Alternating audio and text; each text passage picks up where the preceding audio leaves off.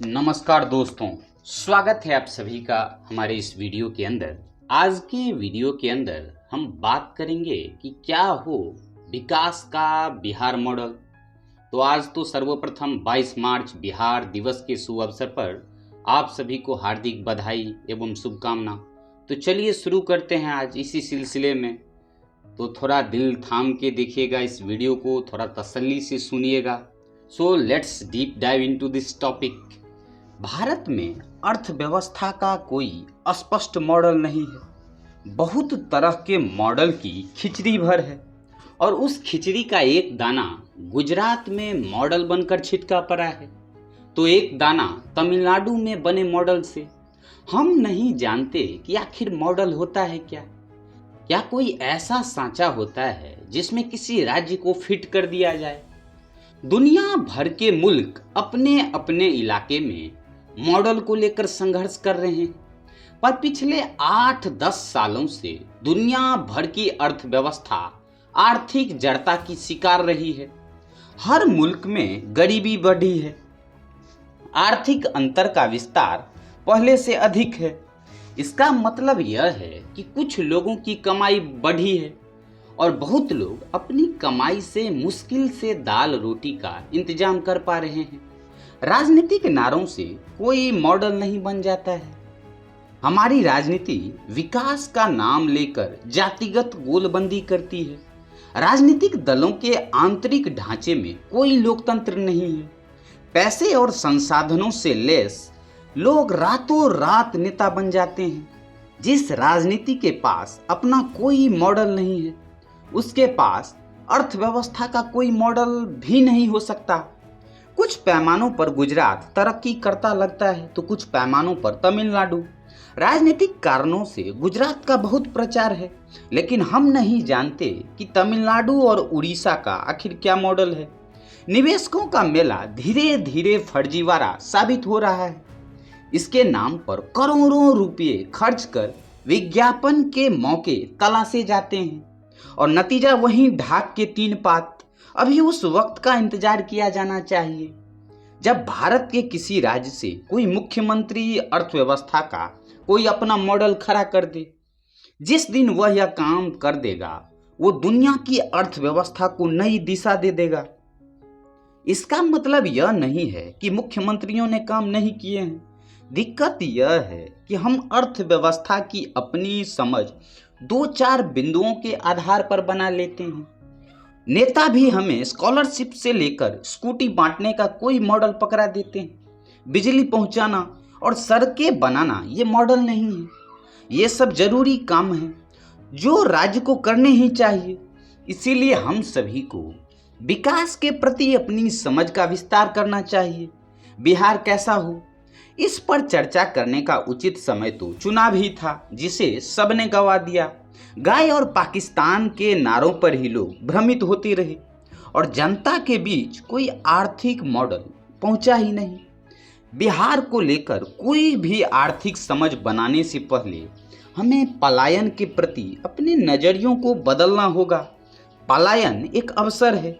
Doctor का बेटा भी आगे की डिग्री के लिए पलायन करता है और मजदूर का बेटा अधिक मजदूरी के लिए पंजाब छोड़ पुणे जाता है। जब पूरा भारत मिलकर दुनिया के देशों में काम के लिए जाने वाले नौजवानों को नहीं रोक सका है, तो बिहार कैसे रोक लेगा। पलायन एक सच्चाई है जो हर राज्य पर भारी है। कुछ राज्यों में इसकी मात्रा कम है, मगर वहां दुख पलायन का नहीं है। गुजरात, महाराष्ट्र, कर्नाटक और आंध्र प्रदेश जैसे राज्य औद्योगिक रूप से बेहतर होने के बाद भी किसानों की आत्महत्या जैसे संकट से जूझ रहे हैं। वहां का किसान पलायन नहीं कर पा रहा है, लेकिन हताश होकर जिंदगी से पलायन कर जाता है। अगर उन राज्यों में कोई मॉडल होता तो ऐसी हालत नहीं होती। हमें देखना चाहिए कि खुद को मॉडल का दावा करने वाले राज्यों में मजदूरी और मजदूरों के काम करने की स्थिति कैसी है। मजदूरी सिर्फ मजदूरी की ही नहीं होती, उन साहबों की भी होती है जिनकी तनख्वाह कई सालों से नहीं बढ़ रही है। बिहार पहले से कहीं ज्यादा एक बेहतर राज्य लगता है कि बिहार में प्रशासनिक ढांचे को नई जिंदगी मिली है।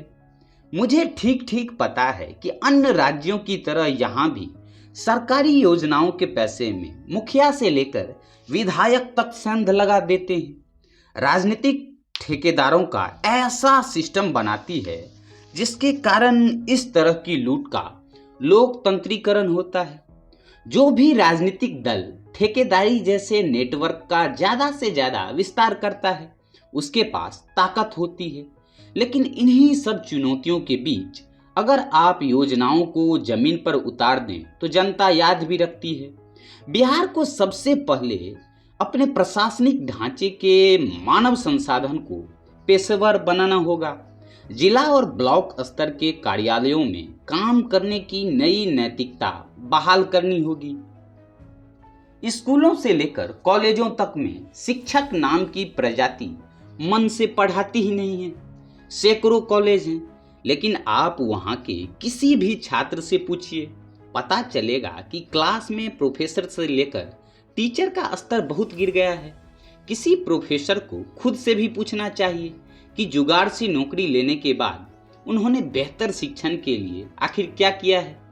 ये प्रोफेसर और शिक्षक क्लासरूम में शिक्षा व्यवस्था के पतन का चेहरा है, इनसे पूछा जाना चाहिए। सरकार को हर शिक्षक के प्रदर्शन को मॉनिटर करने का सिस्टम भी बनाना चाहिए। अगर यह काम छात्रों के नंबर से होगा तो फिर बेकार है। दिल्ली में ऐसा ही हुआ है। सारे शिक्षक मिलकर हर स्कूल के बच्चों को खूब नंबर दे देते हैं, बच्चे बर्बाद हो जाते हैं और शिक्षक बच जाते हैं। शिक्षा के मामले में नीतीश कुमार ने कहा है कि वे अंग्रेजी सिखाने पर जोर देंगे। यह एक अच्छी सोच भी है। अंग्रेजी को लेकर हमें अब भ्रम में नहीं रहना चाहिए, लेकिन सिर्फ अंग्रेजी बेहतर हो जाने से नौकरी मिल जाती है, ऐसा सोचना भी भ्रम है। फिर भी इस दिशा में कुछ ठोस हो सके उम्मीद की जानी चाहिए। किसी आर्थिक मॉडल बनाने के पहले मुख्यमंत्री नीतीश कुमार को प्रशासन का मॉडल बनाना होगा।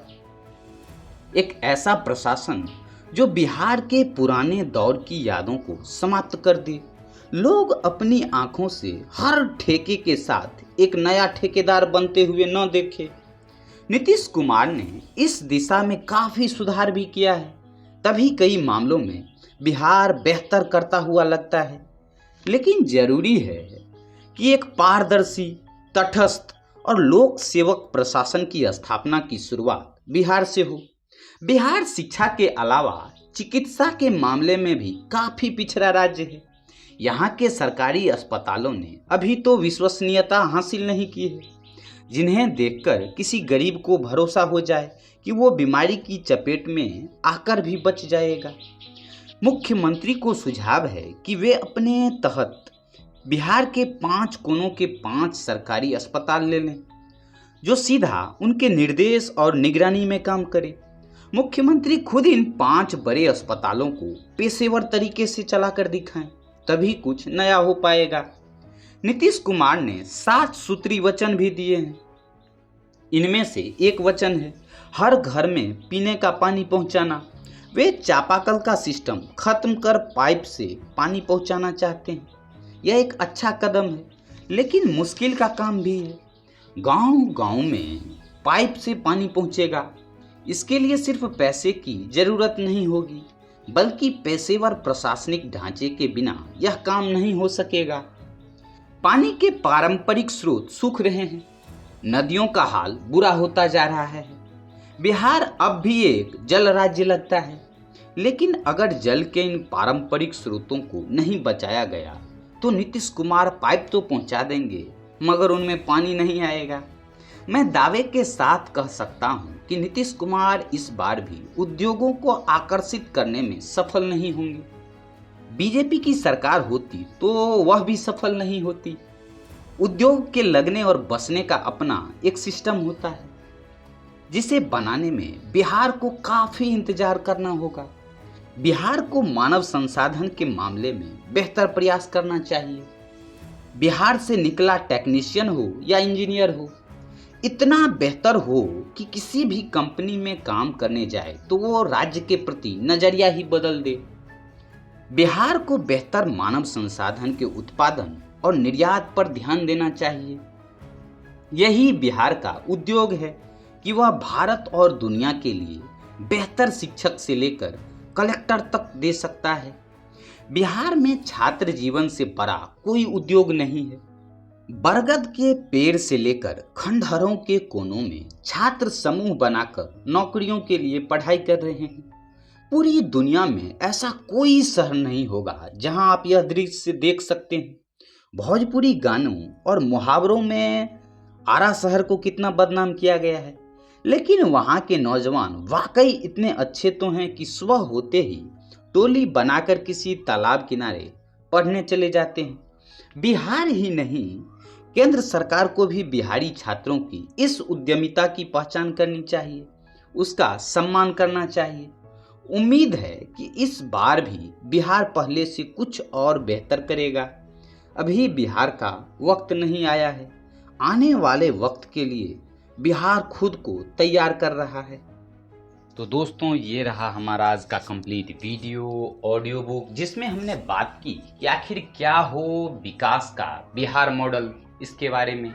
आशा करता हूँ कि वीडियो के अंदर आपको काफ़ी नई जानकारी सीखने को मिली होंगी। वीडियो अच्छा लगा होगा। यदि वीडियो अच्छा लगा हो तो प्लीज़ वीडियो को अधिक से अधिक लाइक करें, शेयर करें, सब्सक्राइब जरूर करें।